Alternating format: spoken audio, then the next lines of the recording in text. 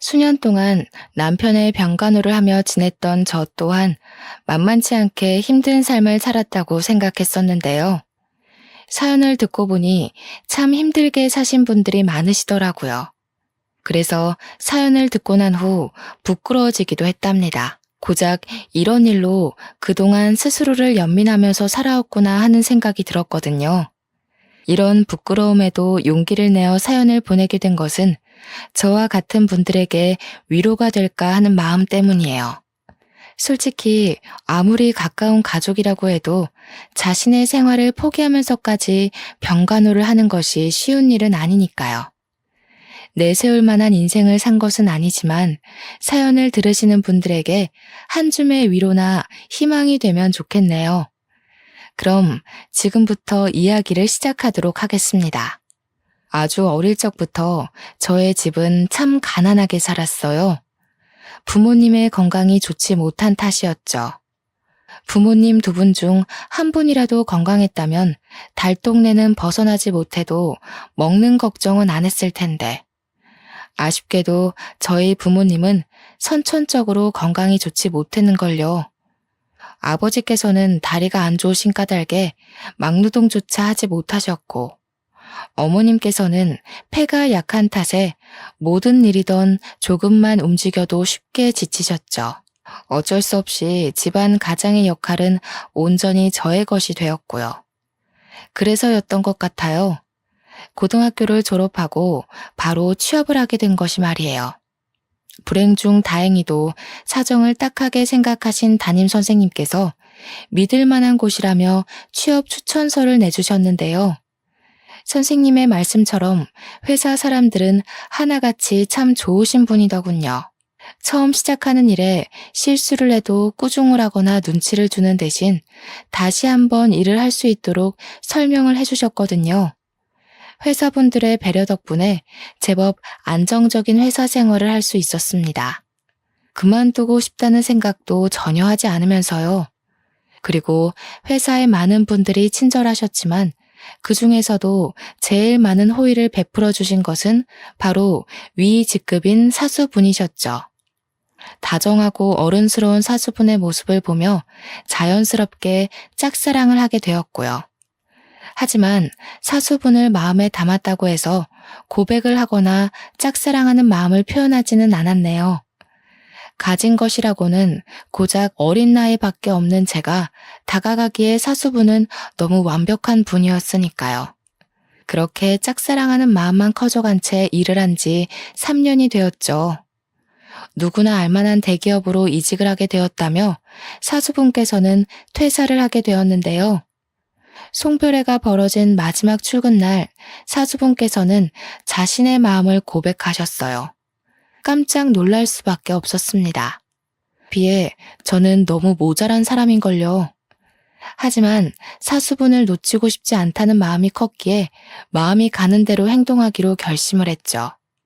사수분의 고백을 받아들인 후 저희는 3년간의 연애를 시작했고 그 계기로 결혼까지 하게 되었답니다. 부모님께서는 남편을 참 마음에 들어 하셨어요. 그럴 수밖에 없었습니다. 솔직히 기초수급자 부모를 둔 가난한 집안의 딸내미가 대대로 공무원 집안인데다 대기업에 다니는 남편을 만난다는 게 쉬운 일은 아니잖아요. 그런데 결혼을 진심으로 기뻐하시는 부모님과 다르게 시어머니께서는 이 결혼이 마음에 들지 않는다는 듯 항상 인상을 쓰고 계셨어요. 스스로도 남편에 비해 한참 모자란 사람이라는 것을 알았기에 그저 묵묵히 고개를 숙일 뿐이었어요. 뼈대 있는 가문의 장남인 남편을 빈몸으로 홀랑 채갔으니 시어머니께서 기분이 좋지 않은 것은 어찌 보면 당연한 일이었으니까요. 그래서 한여름에 김장을 담는다던가 갑자기 새로 산 이불 빨래를 하라고 시키셔도 꿋꿋하게 따르게 되었네요. 그런데 한 가지 이해가 가지 않는 것이 있었어요. 시어머니와는 아무런 관련이 없는 도련님과 동서까지 저를 가정부 취급을 했거든요. 아마 대기업에 다니는 자신들과 다르게 한참 모자란 중소기업에 다니는 형수에게 사람 취급을 하기 싫었던 것이겠죠. 시댁 식구들에게 무시를 당할 때면 힘들긴 했지만 그래도 견딜 수 있었어요. 남편은 무시받으며 슬펐던 기분을 모두 잊을 만큼 잘해주었으니까요. 친정 부모님까지 살뜰하게 챙겨주는 남편만 있다면 모든 것들은 다 참을 수 있을 것 같았는걸요. 하지만 원래부터 복이 없는 집안에서 태어난 까닭인지 아니면 분에 넘치는 남편을 욕심내서인지 결혼한 지 4년 만에 하늘은 저희 부부에게 날벼락을 떨어뜨리더군요. 남편이 큰 사고를 당하고 만 것이었죠. 의사가 말하길 머리와 허리를 크게 다친 남편은 평생 깨어나지도 못하고 식물인간으로 살 수도 있다 했는데요. 의사의 말에 시어머니께서는 바닥에 쓰러진 것도 모자라 통곡을 하며 흐느끼기 시작하셨네요. 아이고, 이래서 집안에 사람이 잘 들어와야 하는데 복도 없는 저 망할 것이 기어들어오는 바람에 기어코 우리 장남 숨통을 끊어놓는구나. 어머님, 아무리 속상하셔도 그런 말씀을 하시면 안 되죠. 기초수급자 집안에서 가난하게 자란 게 형님 탓은 아니잖아요. 큰 사고를 겪은 남편 때문에 마음이 힘든 와중에 모든 책임을 친정에게 전가하는 시어머니와 동서를 보자 심란한 마음이 가라앉기는커녕 더욱 혼란스러워졌죠. 그래서 아무 말도 안 한 채 시어머니 앞에서 가만히 있었던 거고요. 그런데 시어머니는 가만히 있는 것도 마음에 들지 않는지 대놓고 흉을 보기 시작했습니다. 저 피도 눈물도 없는 것 같으니라고. 지 서방이 아파서 누워있다는데 어떻게 돼 내가 눈물 한 방울 안 흘리고 가만히 서 있을 수가 있어? 너는 이 상황이 슬프지도 않나 보구나? 그런 게 아니라요. 그이가 갑자기 이렇게 됐다는 게 믿기지가 않아서요. 오냐, 나도 믿기지가 않는다. 어제까지만 해도 멀쩡하게 걸어서 제 발로 출근하던 아들이 교통사고로 식물인간이 될지도 모른다니 이게 다 삐쩍 고른 나무 마냥 복도 없는 네가 우리 집에 와서 생긴 일 아니냐? 너만 아니었어도 건강하던 우리 아들이 저렇게 병자 마냥 침대에 누워있을 일이라도 있었겠니? 죄송합니다, 어머님. 그이 깨어날 수 있도록 옆에서 열심히 노력할 테니 너무 걱정하지는 말아주세요. 염치가 있으면 응당 그래야지. 누구 때문에 우리 집 귀한 장남이 저리 크게 다쳤는데 시장 바닥에 굴러다니는 쓰레기 신세 되기 싫으면 하루라도 빨리 우리 아들 깨어날 수 있게 정성껏 간호해야 할 게다. 시어머니와 동서가 돌아가고 혼자 남아 산소호흡기를 꼽고 있는 남편을 보자 착잡함과 서글픔이 한꺼번에 몰려오더군요. 무거워진 마음은 이루 말할 수 없을 정도로 아파왔고요. 의학적인 지식이 있는 것도 아니고 그렇다고 남편이 빨리 나을 수 있도록 값비싼 돈을 내고 좋은 의료진을 개인적으로 모시고 올 수도 없는 상황에서 할 수 있는 것이라고는 기도와 정성 어린 병간호뿐이었어요. 다행히 이런 보잘것없는 상황에서 남편은 의식을 되찾아 주었죠. 참 고마운 일이었습니다. 그렇지만 진짜 힘든 일은 남편이 의식을 되찾은 후 시작되었네요. 물론 남편의 병간호를 전적으로 맡아서 하는 것이 당연했지만 현실적인 문제를 생각하지 않을 수가 없었거든요. 병간호를 위해 일을 그만둔다면 지금 당장은 남편의 회사에서 나온 퇴직금과 위로금과 보험금으로 그럭저럭 입에 풀칠을 할 수 있었지만 그 후의 일이 참 막막했죠. 그렇다고 남편의 병간호를 포기한 채 계속 일을 다닐 수도 없는 일이었어요. 하지만 힘든 일은 이뿐만이 아니었습니다. 다리를 크게 다친 아버지의 수술비까지 저의 지갑에서 나가야 했는걸요. 부모님께서는 얼마 전 생활비가 부족하다는 이유로 보험까지 해지하셨기에 수술비는 그 배로 들었습니다. 대출을 받을까 생각하기도 했지만 진짜 돈이 없을 미래를 생각하니 도저히 대출을 받을 수는 없었어요. 한참 동안 머리를 굴려보았지만 뾰족한 수는 떠오르지 않았고 하는 수 없이 시동생 부부에게 손을 벌리게 되었네요. 처음에는 시어머니에게 빌릴까도 생각해보았지만 시어머니의 성격상 수술비를 빌려주기는커녕 불호령을 할 것이 뻔했기에 어쩔 수 없는 선택이었는걸요. 시동생이 비웃기는 할지언정 적어도 최대한 부탁을 하다 보면 돈을 빌려줄 것 같았거든요. 도련님, 이런 말씀 드리기 너무 염치 없다는 거 잘 알지만 돈 좀 빌려주실 수 있을까요? 당장 저희 아버지 다리 수술을 하셔야 하는데 돈이 없어서요. 형수님, 그렇게 안 받는데 엄청 뻔뻔하시네요. 형님이랑 관련된 돈을 빌려달라는 것도 아니고 친정아버지 수술을 하는데 돈을 빌려달라뇨. 어른이면 자기 집안일은 스스로 해결할 줄 아셔야죠. 절대 안 됩니다. 도련님은 생각보다 더 단호하게 나왔어요. 아마도 시어머니의 입김이 적용한 듯 싶었습니다. 평소에도 시어머니께서는 시동생 부부를 앉혀두고 없는 집구석에서 살던 저에게 절대로 돈을 빌려주지 말라며 신신당부를 하셨거든요. 한평생 가난하게 살던 것은 꼭 뒤통수를 치고 배신을 한다면서요. 돈을 갚는 데는 시간이 조금 걸릴 수도 있지만 그래도 절대로 도련님 돈 들고 도망갈 일은 없으니 이번 한 번만 도와주셨으면 좋겠어요. 지금 보니 우리 형이 참 불쌍하네요. 침대에 누워있는 우리 형님은 형수님이 손아래 동생한테 돈이나 꾸러다니는 양심 없는 사람인 줄은 꿈에도 모를 거잖아요. 이럴 줄 알았으면 결혼한다고 난리 피웠을 때 어떻게 해서든 반대하는 거였는데. 아무튼 저는요, 형수님한테 10원 한 장 빌려줄 생각이 없으니까 다른 데서 친정아버지 수술비를 구하던 아니면 직접 친정아버지 다리를 붙여주던 알아서 하시고 이만 돌아가세요. 도련님 제발요. 저 도련님 아니면 돈 나올 것도 없어서 그래요. 제발 사람 한 명 살리는 셈 치고 도와주세요. 돈만 빌려주시면 시키시는 일은 무조건 다 할게요. 도련님은 생각보다 매정한 사람이었습니다. 아무리 애원을 해도 절대로 돈을 빌려줄 수 없다고 했죠. 하지만 시동생 부부가 아니면 돈을 빌릴 곳이 없기에 죽기 살기로 시동생의 바지가랑이를 붙잡으며 두 손이 다를 정도로 빌었어요. 자존심까지 버리며 빌자 결국 시동생은 제 아버지의 수술비를 빌려주더라고요. 물론 빌린 돈을 다 갚을 때까지 무급으로 갓난쟁이인 시조카를 봐줘야 한다는 조건이 걸렸지만 그런 것은 중요하지 않았네요. 일이 어찌되었건 큰 고비는 넘긴 거잖아요.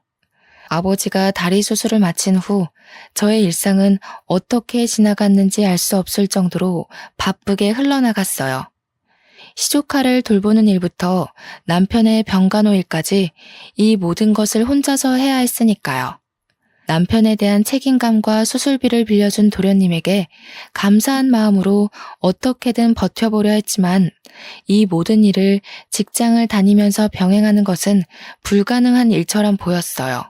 그래서 어쩔 수 없이 직장을 그만두게 된 것이고요.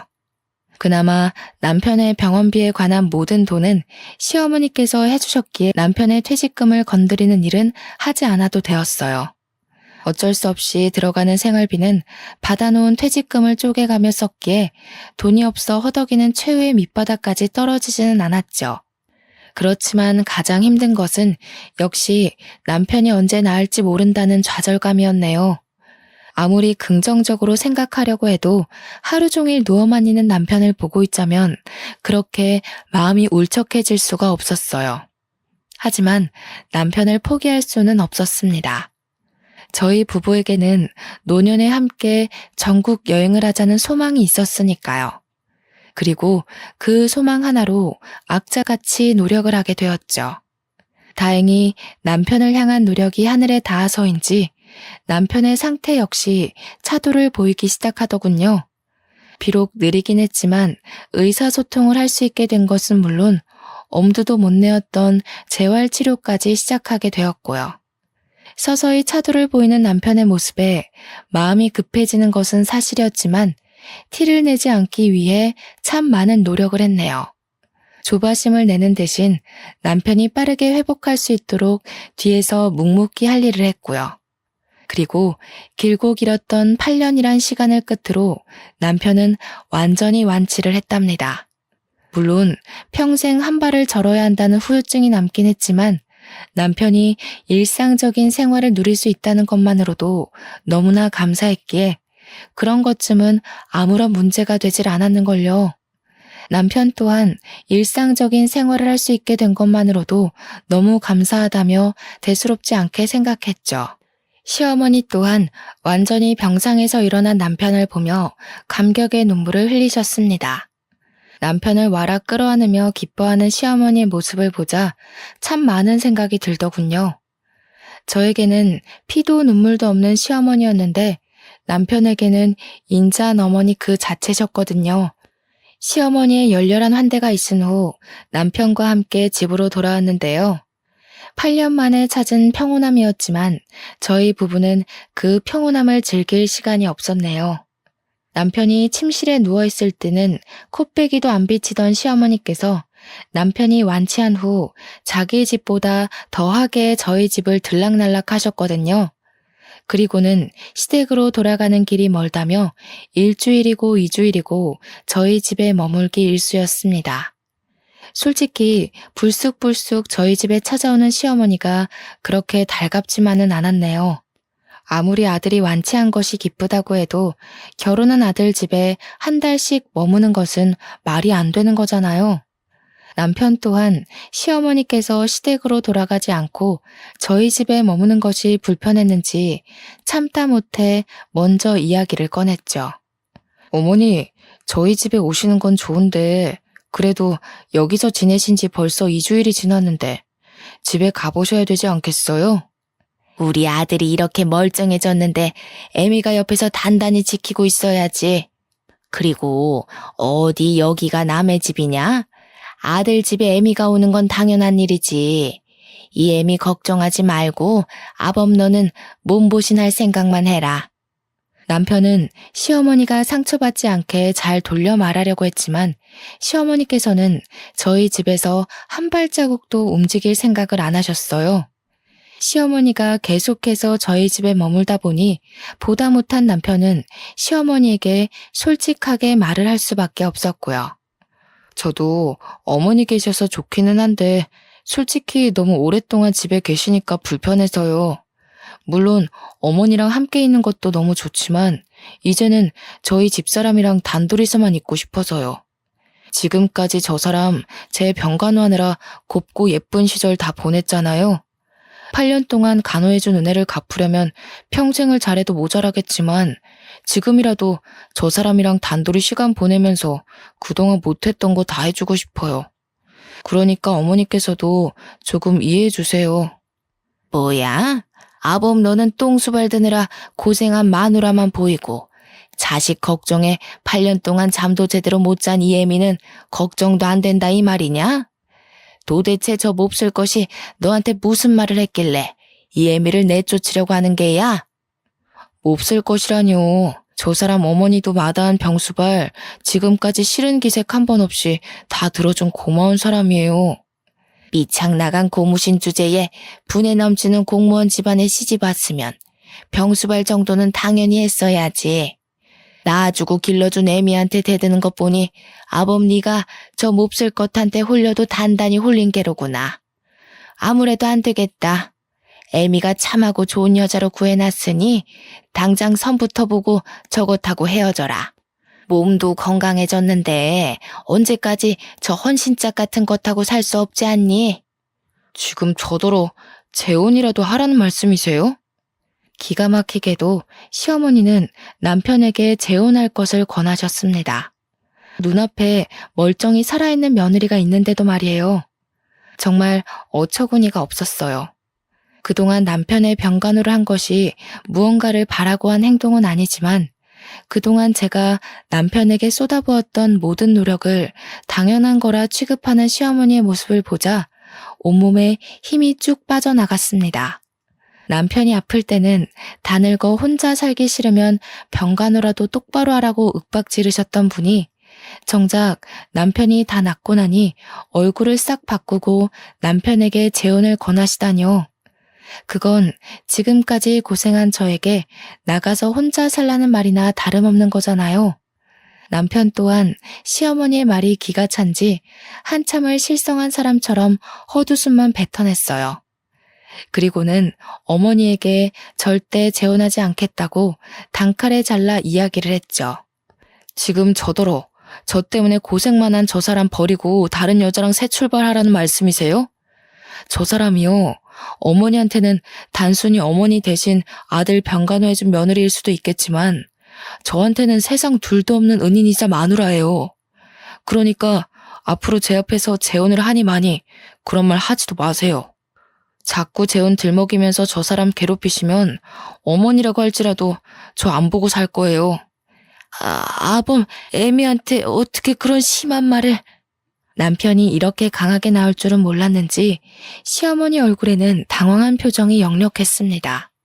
당황한 것은 저도 마찬가지였어요. 소문난 효자였던 남편이 이렇게 강하게 나올 줄은 몰랐거든요. 남편과 한 차례 실랑이를 한 시어머니께서는 끝까지 시댁으로 돌아가지 않으려고 하셨지만 남편은 억지로 시어머니를 쫓아내다시피 저희 집에서 내보냈는데요. 남편의 행동이 과하다고 생각하기는 했지만 그래도 참 고맙더라고요. 결혼한 지 오랜 시간이 지났지만 아직도 처음처럼 사랑해준다는 것과 병간호하는 것이 얼마나 힘든지 모두 알아준 거잖아요. 시어머니가 가신 후 저희 부부는 둘만의 시간을 보내려고 노력했습니다. 단둘이 영화를 보거나 밤늦게까지 산책을 하면서요.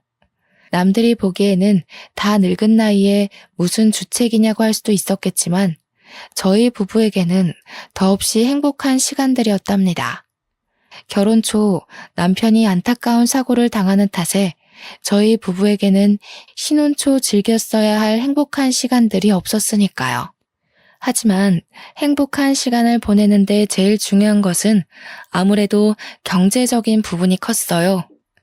나날이 줄어가는 통장의 잔고를 보던 남편은 일단 돈을 벌어야겠다고 말을 했는데요. 다 낫기는 했지만 아직도 병원을 오가며 몸 상태를 보고 있는 남편에게 나가서 돈을 벌어 오라는 말을 하기가 좀 그렇더군요. 그래서 몸이 다 나을 때까지는 제가 나가서 돈을 벌겠다고 한 것이고요. 그런데 남편은 단칼에 그 의견을 잘라냈어요. 지금까지 고생시킨 것도 갚으려면 평생이 걸리는데 더 이상 자신 때문에 희생하지 말라면서요. 남편의 뜻은 너무나 확고했기에 어쩔 수 없이 남편의 뜻을 따를 수밖에 없었는데요. 호기롭게 일자리를 찾아 나서기는 했지만 8년의 공백기 탓인지 남편이 전공을 살려 취업을 할 수 있는 기회는 쉽사리 오지가 않았는걸요. 계속 낙방하는 현실에 남편은 어쩔 수 없이 경비원으로 취업할 수밖에 없었죠. 처음에는 많이 속상했어요. 사고 전 대기업을 다니며 누구보다 잘 나가던 남편이 음주운전을 한 누군가의 실수로 인해 잘 나가던 예전을 뒤로하고 아파트 경비원으로 일을 해야 했으니까요. 그리고 남편에게 찾아온 불행은 허영심 많고 잘난 척하기 좋아하는 시동생 부부에게는 아주 좋은 먹잇감이 되어버렸죠. 역시 인생사 세용지마라고 사람 인생 모르는 거야. 잘 나가기 둘째가라면 서러웠던 형이 나이 40에 고작 경비원을 하는 걸 보면 말이야. 어머, 당신도? 큰 사고 당하고 일상생활 하는 것만으로도 다행인 거지. 어디 큰일 겪은 사람이 전처럼 생활할 수 있나? 아무렴 하찮은 일을 해도 일하는 사람만 행복하면 됐지. 수사람이 왈가왈부할 필요가 뭐가 있다고. 안 그래 아주버님? 남편을 깎아내리는 시동생도 미웠지만 도와주는 척 남편을 헐뜯는 동서가 더 밉더군요. 자세한 사정을 모르는 남이라면 그럴 수도 있다 넘어갈 수 있었지만 남도 아닌 가장 가까운 가족이 남편을 헐뜯는 것을 보니 도저히 그 상황을 참고만 있을 수 없었어요. 도련님이고 동서고 정말 너무하네요. 아무리 잘못한 게 있다고 해도 감싸주는 게 가족이라고 하는데 하물며 잘못한 것도 아닌 사고 당한 걸로 조롱을 하다니요. 전후 사정 모르는 남도 이렇게 막대하지는 않을 거라고요. 참나 어이가 없어서. 형 없다고 바닥에 엎어져서 돈 빌려달라고 싹싹 빌던 게 누군데 이제 형님 돌아왔다고 유세 떠는 거예요? 유세 떠는 게 아니라 당연히 할 말은 하는 거죠. 입장 바꿔서 도련님 자식이 큰 사고 당하고 남한테 조롱당한다고 생각해보세요. 절대 농담으로 못 받아들이실 거잖아요. 세상에, 어디 그런 재수없는 소리를. 형수님, 아무리 그래도 할 말이 있고 못할 말이 있죠. 동서도 자기 자식 큰 사고 당한다는 소리 들으니까 기분 더럽지? 지금 내 기분이 딱 그래. 우리 남편이 뭐가 모자라서 동서 같은 사람한테 조롱을 당해야 하는데? 당신, 괜히 상대하지 마. 못 배운 집안 사람들이 다 그렇지 뭐. 배운 거 없어서 경우 없고 예의 없고 더 상대했다가는 우리 입만 아프니까 그만 가자고. 형수한테 못 배운 거라니 너 지금 말 다 했어? 가만히 있던 남편은 못 배운 집안이라는 말에 발끈하며 도련님의 멱살을 잡아 올렸습니다. 경우 없는 집안이랑 살더니 형도 상놈 다 됐네. 하나밖에 없는 동생 멱살이나 잡아 올리고. 앞으로 이런 상놈의 집안이랑은 상종도 안 할 테니까 어디 한번 집안 도움 없이 잘 살아보라고. 나도 너 같은 자식은 동생으로 치고 싶지도 않으니까 앞으로 우리 집에 발길할 생각도 하지 마라. 시동생이 떠나가고 난 후 착잡한 기분이 무겁게 어깨를 짓눌렀어요. 만약 시동생이 하는 말을 한 귀로 듣고 한 귀로 흘려들었으면 남편과 시동생의 사이가 틀어지는 일은 없었을 테니까요. 괜히 작은 말다툼 때문에 형제의 사이를 갈라놓은 것 같아 가슴이 무거웠는데요. 남편은 오히려 막말이란 짓거리는 놈과 확실하게 절연을 하게 되어 좋다고 말해주었어요. 그러면서 경우 없이 구는 혈육을 정리하고 평생 둘만을 위해 살 수 있게 되었으니 참 잘 되었다고 말을 해주었죠. 일이 어찌되었던 항상 편을 들어주려 노력하는 남편을 보며 이 사람과 결혼하길 참 잘했다는 생각을 하게 되었고요.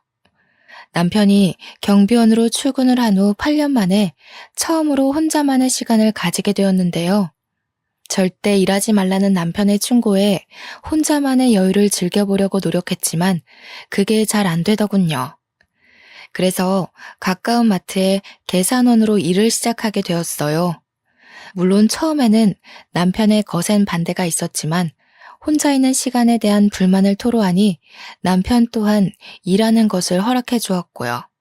남편은 일이 힘들면 언제 그만두어도 좋다고 말을 했지만 마트에서 일하는 것은 전혀 힘들지 않았습니다.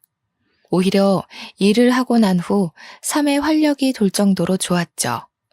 아나무인인 시동생 부부의 아이를 돌보는 것에 비하면 계산원으로서 하는 일은 너무나 쉬웠거든요. 짧게 일하는 마트 계산원 일은 큰 돈이 되지는 않았지만 남편에게 손을 벌리지 않고 부모님에게 용돈을 드릴 수 있다는 것이 참 기뻤습니다. 퇴근 시간이 1시간 일찍 끝나는 남편은 항상 집안 청소를 해주었는데요. 남편과 함께 평범하지만 소소한 행복을 누릴 수 있는 일상을 함께 할 수 있다는 것만으로도 참 감사했네요. 하지만 이런 행복은 그리 오래 가지 않았습니다. 남편에게 여자가 생겼기 때문이었죠. 처음에는 눈치를 채지 못했어요. 퇴근 시간이 3시간이나 늦어진 것도 같이 저녁을 먹지 않게 된 것도 모두 사정이 있어서라고 생각을 했거든요. 아무리 봐도 그쪽 남편 바람이 난 것 같아. 누가? 우리 남편이? 저 그럴 사람 아니니까 이상한 추측하지 말고 일이나 열심히 해. 참나, 등잔 밑이 어둡다더니 어두운 정도가 아니라 아주 까막눈이구만. 여기 직원들 사이에 소문 다 났어. 그쪽 남편 다방 커피집 여자랑 바람났다고. 뜬소문 믿기 좋아하는 동료 직원의 말을 무시하려고 했는데요. 동료 직원은 불쑥 핸드폰부터 내밀더군요. 동료 직원의 핸드폰에는 민망한 차림의 여자와 팔짱을 끼고 있는 남편의 모습이 찍혀 있었습니다. 눈을 비비고 다시 보아도 남편이 다른 여자와 팔짱을 끼고 있는 사진은 변함이 없었죠. 나도 처음에는 긴가민가 했는데 아무래도 맞는 것 같아서 먼저 사진부터 찍었지. 증거가 없으면 안 믿을 것 같아서. 너무 실망하지는 마. 원래 남자들이 다 그렇잖아. 병수발 들어준 조광지처 참 고마운 일이지만 새로운 여자 나타나면 눈 돌아가는 건 어쩔 수가 없는 일이니까. 당장 가서 이혼한다는 소리부터 하지 말고 슬쩍 떠봐. 솔직히 까놓고 말해서 이 나이에 이혼하고 다른 남자랑 재혼을 할 수 있는 것도 아니고 다른 여자 손때 타긴 했어도 데리고 살던 남편 살살 달래서 데리고 사는 게 훨씬 낫지. 평소 푼수 같은 동료와 말을 섞는 것을 싫어했지만 이번만큼은 동료의 말처럼 하기로 했어요. 분명 바람을 피운 것이 잘못된 일이긴 하지만 남편만한 사람은 없었으니까요. 그래서 남편을 추궁하는 대신 솔직하게 말하고 관계를 정리하는 쪽으로 설득하기로 결심을 한 것이죠. 마침 남편은 집에 와 있었기에 심호흡을 한 뒤 외도하고 있다는 것을 알게 되었다고 솔직하게 털어놓았습니다. 남편이라면 당연히 자기의 잘못을 인정하고 그 여자와 관계를 정리할 거라 믿어 의심치 않았고요. 그런데 남편은 순순히 외도의 사실을 인정하며 대뜸 이혼장을 꺼내오더군요. 깜짝 놀랄 수밖에 없었네요. 가족과 손절을 하면서까지 결혼을 유지하려던 남편이 고작 만난 지 얼마 되지 않은 여자 때문에 이혼장을 요구하다니요. 다른 여자 만나는 거 알았다고 하니 솔직하게 말할게. 그 여자랑 잘해보고 싶어. 당신 어떻게 날 두고 만난 지 고작 한 달도 안 된 여자 때문에 이혼하자는 소리를 할 수가 있어? 내가 그동안 당신한테 어떻게 했는데 당신도 나한테 그랬잖아. 나한테 받은 은혜가 너무 커서 죽을 때까지 잘해줘도 다 못 갚을 것 같다고. 근데 갑자기 이러는 법이 어딨어. 미안해. 근데 내 마음이 그런 걸 어쩌겠어. 사실 동생이랑 의절하다시피 인연 끊고 살 때부터 당신이랑 사는 거 그냥 의무감같이 느껴져서 지루하고 따분했어. 그때 처음으로 다방에 가서 그 여자 만나게 된 거고. 내가 죽을 놈인 건 알지만 이런 내 마음 이해해줬으면 해. 8년 동안 엉덩이에 진물이 나도록 침대에 누워 있었는데 늦었지만 지금이라도 죽을 때 후회 없이 내가 하고 싶은 대로 다 하면서 살고 싶어. 누구 마음대로 이혼을 해. 나는 절대 안 해줄 거야. 정말 미안해. 몇 푼 되지는 않지만 이 집이랑 내 통장에 있는 돈까지 다 당신한테 줄게. 새로 만난 여자 때문에 자신의 모든 재산까지 포기하면서 이혼을 선택하다니요. 서로를 바라보며 행복해하던 시절이 무색할 만큼 변한 남편을 보니 사고 소식을 듣고 달려갔을 때와는 비교도 할 수 없을 정도의 충격과 슬픔이 밀려왔는 걸요. 이혼 통보를 한 남편은 할 일이 다 끝났다는 듯이 방으로 가 여행 가방을 끌고 나와 집을 나가려고 했습니다. 당신 정말 왜 이래? 당신도 다른 여자랑 바람난 나랑 같이 있기 싫을 거 아니야. 어차피 이혼하고 나면 서로 떨어져서 살아야 할 텐데 먼저 나가는 편이 나을 것 같아서. 잡아보려고 했었지만 남편은 참 야속하게도 집을 나갔습니다.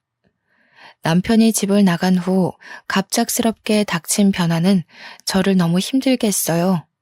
어떻게든 이겨내고 다시 남편을 잡아보려고 했지만 그마저도 쉽지 않았고요.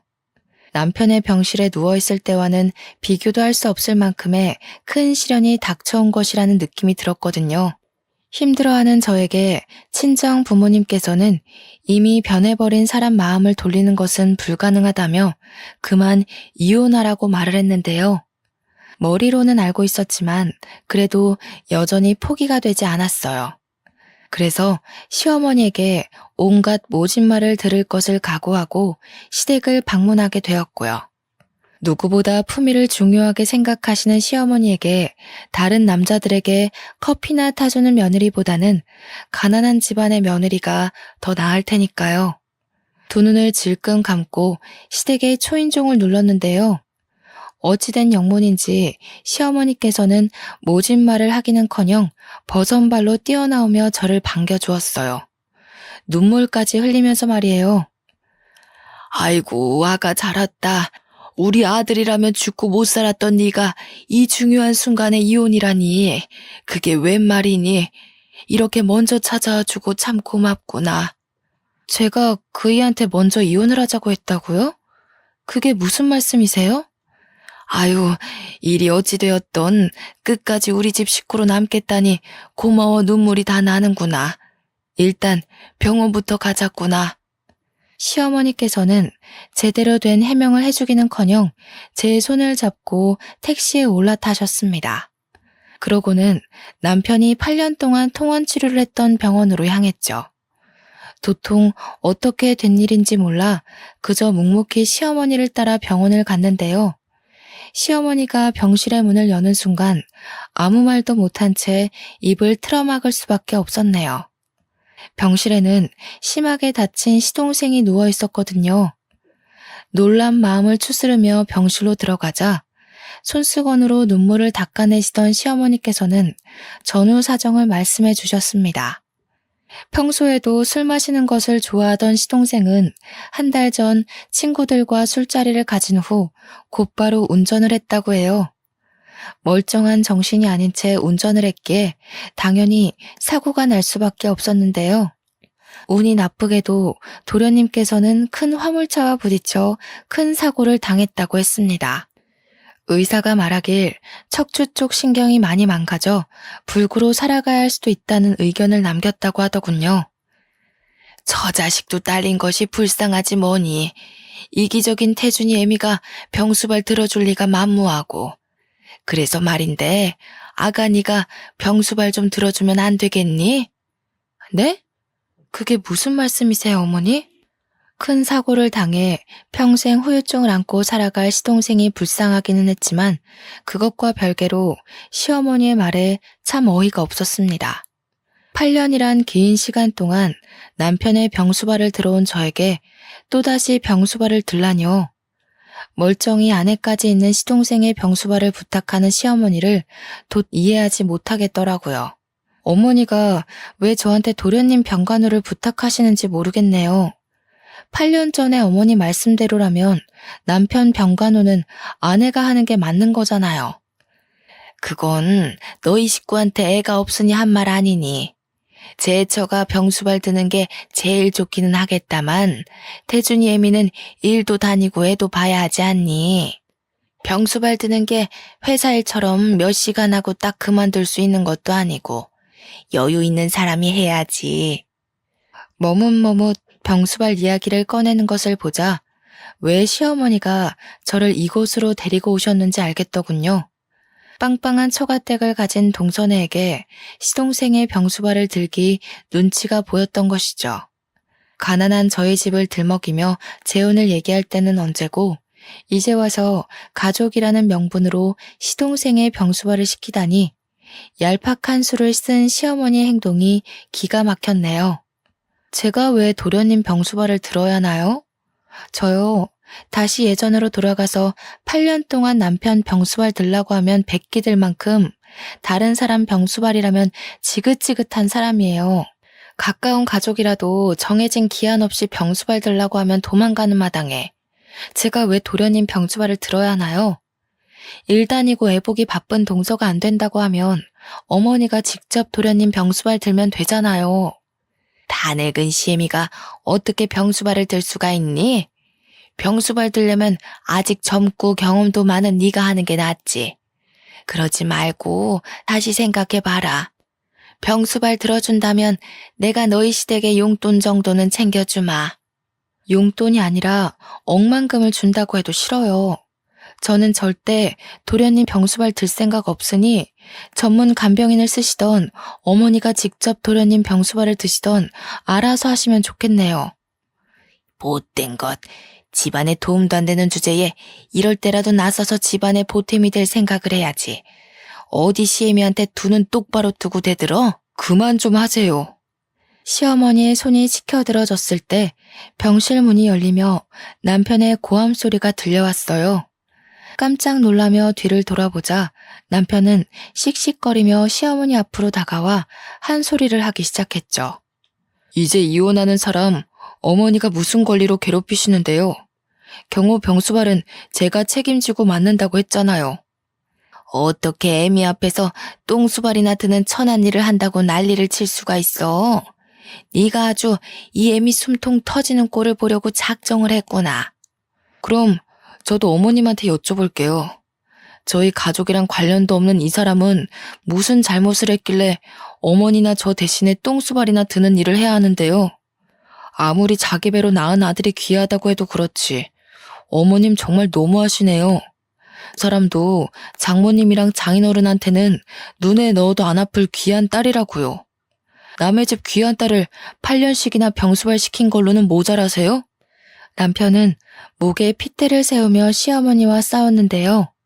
그 모습을 보자 저도 모르게 왈칵 눈물이 쏟아지고 말았네요. 남편이 이혼하자고 했던 이유를 알아버렸거든요.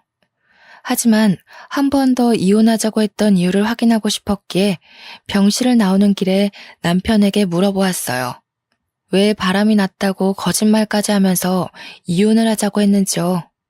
예상한 대로 남편은 저를 고생시키기 싫어서 일부러 바람이 난 것처럼 꾸미고 이혼을 하자고 했던 것이더군요.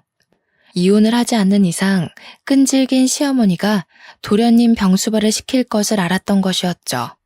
당신이랑 헤어질 바에는 차라리 도련님 병수발을 들면서 사는 게 낫지.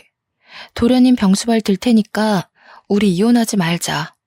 기약 없는 병수발을 드는 것이 얼마나 힘든 일인지 알았지만 남편과 헤어지는 고통에 비하면 아무것도 아니었기에 먼저 도련님의 병수발을 들겠다고 나섰는데요. 남편은 그 말에 펄쩍 뛰며 절대적으로 반대를 했습니다. 말도 안 되는 소리 하지 마. 당신 나 병수발 든 거 한두 해도 아니고 자그마치 8년이야. 꽃다운 날 다 보내고 이렇게 살게 한 것도 미안한데 여기서 더 당신을 고생시키라고? 차라리 이혼하고 나 혼자 고생하면 했지 절대로 그렇게 못해. 나한테는 도련님 병수발 하는 것보다 당신이랑 헤어지고 혼자 사는 게 더 고통스러워. 당신 혼자 도련님 병수발 때문에 고생시키고 나 혼자 몸뚱이 편하게 있는다고 어디 행복할 것 같아? 오히려 고생하는 당신 생각나서 더 고통스러울걸? 당신 마음 충분히 알았으니까 너무 혼자 감내하려고 하지 말고 같이 하자. 힘든 일 있을 때 서로 위안되자고 있는 게 부부인 거잖아. 나 당신 없으면 못 살아. 나같이 못난 놈한테 목매지 말고 새로운 남자 만나 새 출발하고 행복하게 살아. 괜히 몸고생 마음고생 하지 말고. 어떻게 해서든 설득하려고 했지만 남편의 뜻은 너무나 완고했습니다. 도저히 꺾지 못할 정도로요. 그 후 시동생의 병실을 찾아가 남편을 다시 설득하려고 했지만 그럴 때마다 남편은 저를 병원 밖으로 내쫓으며 이야기를 들으려고도 하지 않았어요. 그래서 하는 수 없이 밤마다 간절하게 빌게 되었죠. 남편과 이혼하지 않고 예전같이 잘 지낼 수 있는 기적이 일어나게 해달라고요. 바보 같은 생각인 것은 알았지만 다른 선택지는 없었어요. 남편은 아무리 설득을 해도 넘어오지 않았거든요. 그리고 간절한 진심은 기적을 가지고 온다는 말처럼 저의 기도는 이루어지고 말았네요. 출근을 하는 남편을 대신해 전적으로 시동생의 병수발을 들던 시어머니께서 먼저 백기를 들고 시동생을 시설로 보내게 된 것이었습니다. 아무리 자식이라고 해도 자신의 생활까지 포기하면서 시동생의 병수발을 들 자신이 없었던 것이었죠. 시동생이 시설로 들어간 후 저희 부부는 예전 같은 생활을 할 수 있게 되었는데요. 시어머니가 얼마나 행패를 부릴 수 있는지 자신의 두 눈으로 확인을 했기 때문인지 남편은 절대적으로 시어머니와의 거리를 유지하더군요. 참 감사한 일이었어요. 아무리 아내와 갈등이 있다고 해도 자신을 낳아준 부모님과 거리를 유지한다는 것이 결코 쉬운 일은 아니잖아요. 8년 동안 남편의 병수발을 들었다는 이야기를 들으면 다들 깜짝 놀라며 대단하다고 하는데요. 그럴 때마다 저는 손사래를 치며 남편에게 받은 사랑을 그대로 갚아준 것뿐이라고 답하곤 해요. 항상 사랑으로 감싸주고 배려해주는 남편을 만나지 못했다면 지금까지도 불행하다는 생각에 사로잡혀 우울하게 살아갔을 테니까요. 사연을 시청해주시는 분들 중에서도 가까운 가족의 병수발로 인해 힘들어하는 분들이 꽤 계실 텐데요. 그런 분들에게 절대로 무너지지 말고 힘내라는 말씀을 해드리고 싶네요. 무너지지 않고 포기하지 않는다면 가족을 사랑하는 소중한 마음과 정성은 언제나 기적을 일으키기 마련이니까요. 그럼 지금까지 사연을 시청해주신 모든 분들이 건강하길 바라며 이만 이야기를 끝내도록 할게요. 사연을 시청해주신 모든 분들께 진심으로 감사드립니다.